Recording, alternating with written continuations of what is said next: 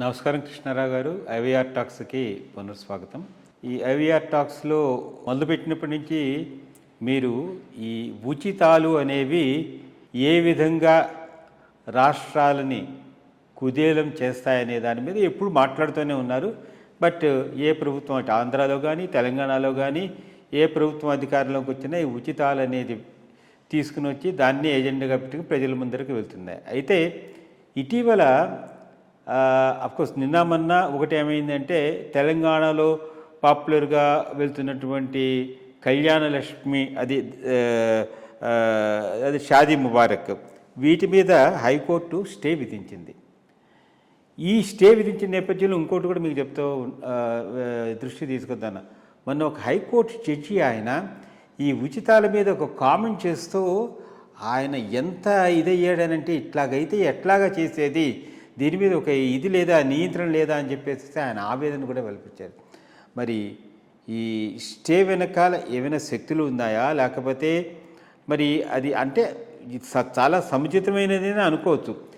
మీరు చెప్పినట్టు ఇది పేద బడుగు వర్గాలకి ఏ విధమైన సపోర్ట్ ఇచ్చినా పర్వాలేదు, కానీ ఈ ఉచితాలు అనేది ఎట్లా ఉంటున్నాయనంటే సపోజ్ ఫార్మర్ సబ్సిడీయే తీసుకోండి, 100 కోట్లు సరే 100 ఎకరాలు 1000 ఎకరాలు ఉన్న వాళ్ళకు కూడాను ఈ వాళ్ళ ఖాతాల్లోకి వెళ్ళిపోతున్నాయి. సో దీనిలో రేషనలైజేషన్ అనేది లేదు. It is becoming very big burden to the Exchequer.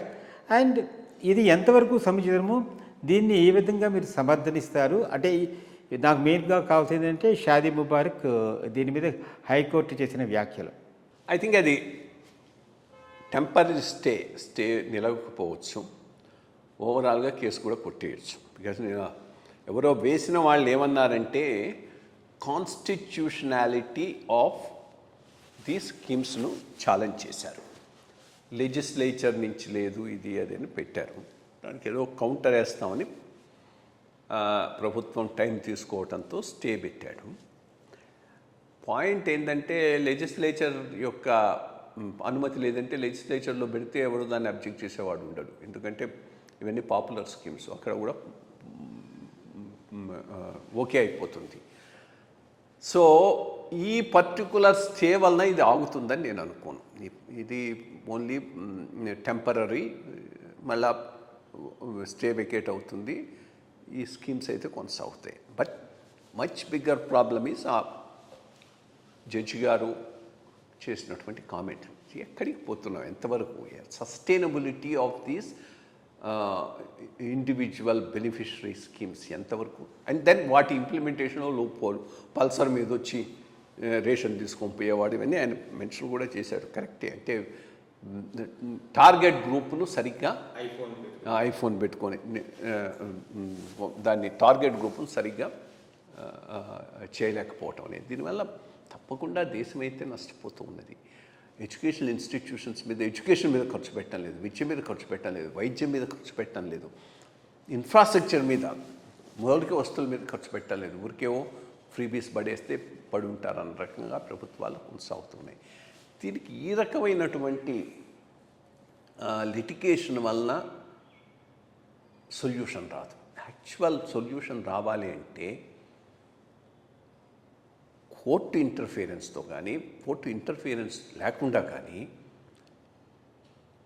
Election టైంలో మేనిఫెస్టోలు బడ్జెటింగ్ కావాలి అనేటటువంటి ఒక ప్రిన్సిపల్ యాక్సెప్ట్ అయ్యి ఇంప్లిమెంట్ అయితేనే ఇది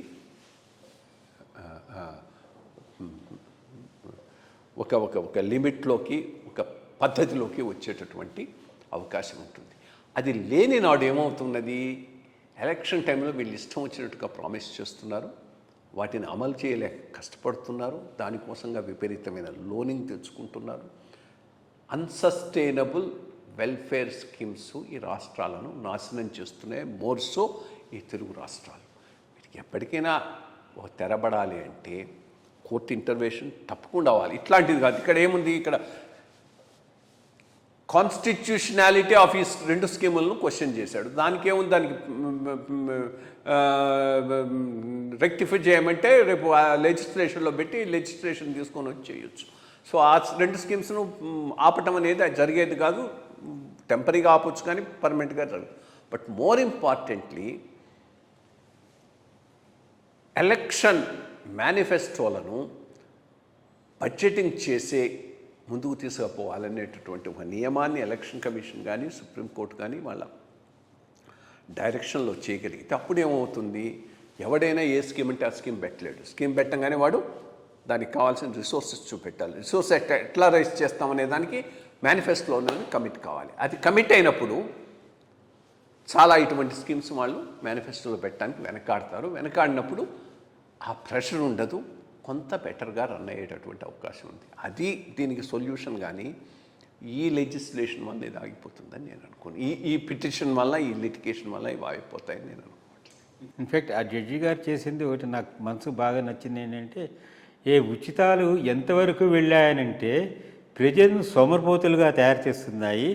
అగ్రికల్చర్ పని చేయడానికి ఎవరూ రావట్లేదు. మనకు కావాల్సిన వర్కర్స్ అంతా జార్ఖండ్ మిగిలిన రాష్ట్రాల నుంచి వలస వస్తున్న వాళ్ళు ఉంటున్నారు. కానీ ఇట్లా చేస్తే వీళ్ళు ఏమైపోతారు అంటే వీళ్ళ భవిష్యత్తు ఏమైపోతుందనే ఆందోళన వ్యక్తం చేశారు. ఐ థింక్ దాంట్లో ఇట్స్ ఎ వ్యాలిడ్ పాయింట్ ఉంది. సో మరి దీని మీద అయితే కేంద్ర ప్రభుత్వం, రాష్ట్ర ప్రభుత్వం, కోర్టులు కూడా సరైన నిర్ణయం తీసుకుంటే బాగుంటుందని అని అనిపిస్తోంది. మంచి విషయం చెప్పారు సార్. నమస్కారం.